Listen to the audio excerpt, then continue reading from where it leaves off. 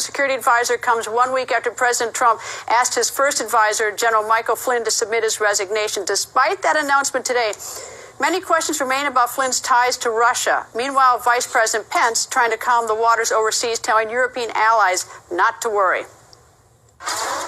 Be assured, the United States as well will continue to hold Russia accountable, even as we search for new common ground, which President Trump firmly believes can be found. Now, all of this coming as NBC's Bill Neely reports a jaw-dropper, and that is that the Kremlin is compiling a psychological dossier on Trump, and he's doing that for Putin. Now, here's the former Russian deputy foreign minister. 7 pages describing psychological portrait of Trump, especially based on this last 2-3 months. The Kremlin experts believe Mr. Trump can be naive. He doesn't understand fully who is Mr. Putin. He's a tough guy. And relies on his intuition more than his advisors.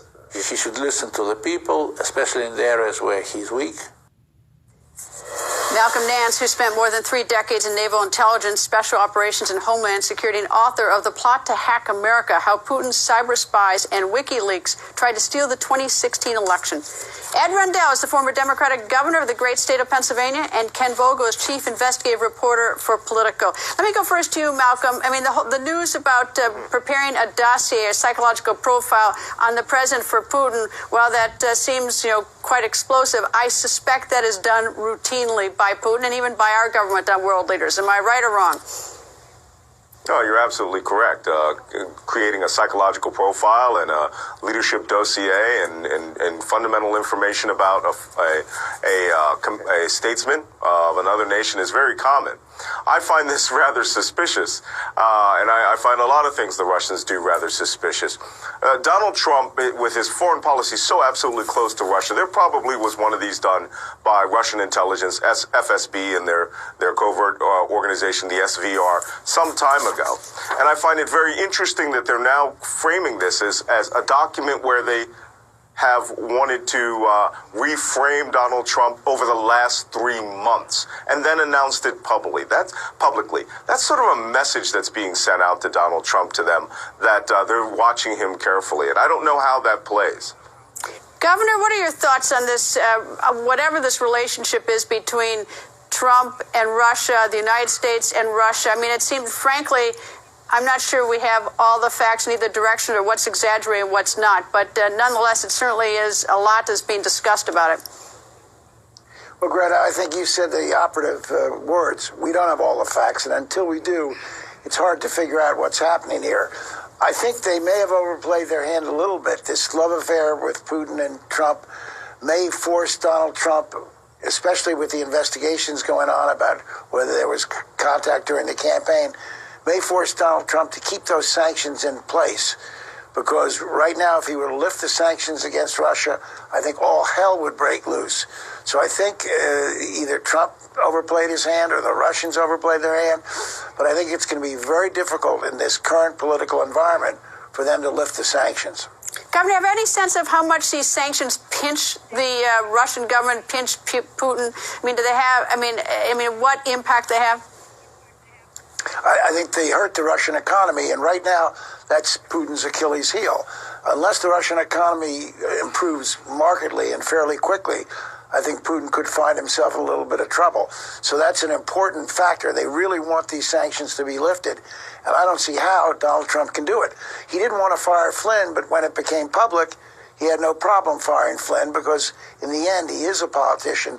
So the politician looks at this and says, if you lift these sanctions, all hell's going to break loose. I'm not sure they can do it.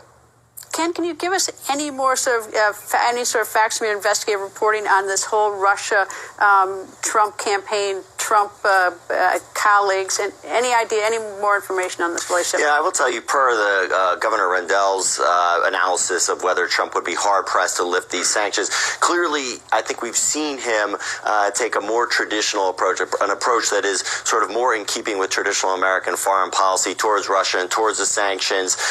We reported that, in fact, he met on the sidelines of the National Prayer Breakfast a few weeks ago with this Ukrainian politician, former President Timoshenko, who's who's likely presidential candidate again, and assured her that they would not be lifting the sanctions. So I think we see some pressure there. We obviously also see Mike Pence in Europe right now assuring these European leaders that he is with them. Well, being with them and being with NATO means being for the sanctions and in some ways being more aggressive to Russia than what we have seen from Donald Trump. Malcolm, when the sanctions were first imposed, when the 35 or so were tossed out of the country, the Russian diplomats by President Obama in late December, there was no reaction or no response or no retaliation by Putin and Russia. Now the sanctions have not been lifted. We have a new president.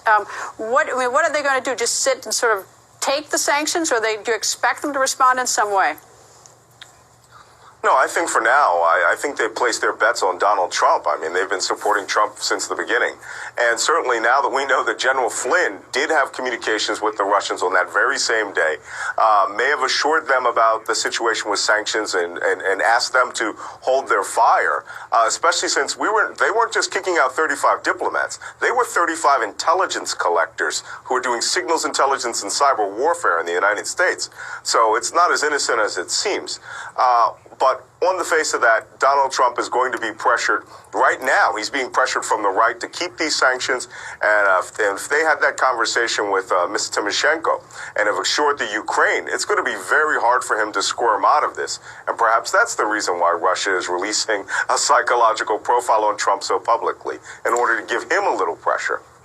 Governor, I hate to ask a question about politics on such an important topic as Russia, because when it comes to foreign policy, we sort of try to shed the political ramification, try to do what's right and not sort of what's personally right. But do you have any sort of thoughts on how this plays out politically, at least here in Washington, and how the Democrats and Republicans are going to play this one?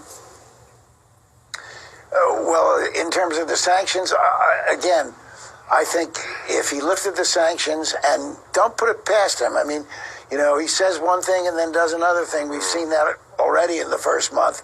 But if he lifted the sanctions, I think he'd get political incoming from both the Democrats and the Republicans. I think it's almost an untenable position for him to take. And they may have outsmarted himself. So it's interesting. Did Russia release the fact that they're doing this profile to make it seem like they're not so buddy-buddy with Trump? Are they going to do some things now to make it seem like they're not so buddy-buddy, so that if he did lift the sanctions, people wouldn't think there was anything nefarious about it? I wouldn't put it past the Russians. But politically, lifting the sanctions is almost a non-starter. General Scales, I sort of get the idea of, of the politics, and listening to Governor Rendell, the sort of the political viewpoint on this here in Washington. What about the Pentagon or the military viewpoint of Russia? Well, I think what's not news here is that the Russians are compiling a dossier on American leaders. I mean, they do that all the time, and I might add, going back to World War II, we do the same thing on our potential enemies, and it's very important that we do it. The news here is that the Russians leaked the fact that they were compiling the dossier on President Trump. That's the news, and all it is, it's part of the greater Russian information warfare campaign that they're conducting against us virtually every day. They think they own the information high ground here. They think they're better at it than we are.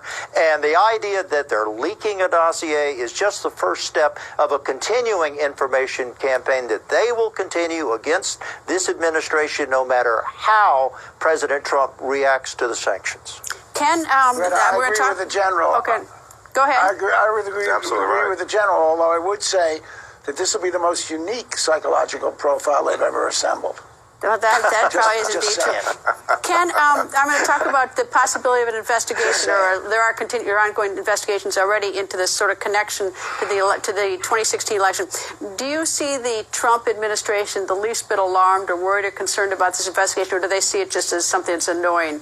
I mean, they're putting up a really good face. If they are alarmed, we don't see any evidence of that. In fact, you heard Reince Priebus suggesting that everyone in the administration was cleared. That doesn't really get to the question, which is whether Trump's associates during the campaign were, in fact, in communications with the Russians. And some of our reporting about Paul Manafort, one-time campaign chairman for Donald Trump's associations in Ukraine and in Russia. But do anything wrong. There's one thing to have an association, there's another thing to do something wrong. Absolutely. And that, right, I don't think it would be hard for me, knowing what the reporting that I have done on this, to be able to expect that there would be any kind of smoking gun on this. And then to take it even further, if there were a smoking gun, to what end? This idea that somehow the hacking of John Podesta's email or the DNC server somehow tipped the election, I think is wrong-headed and oversimplified. We still don't want the Russians messing with our election in any form, even if it doesn't tip the election. Gentlemen, thank you all.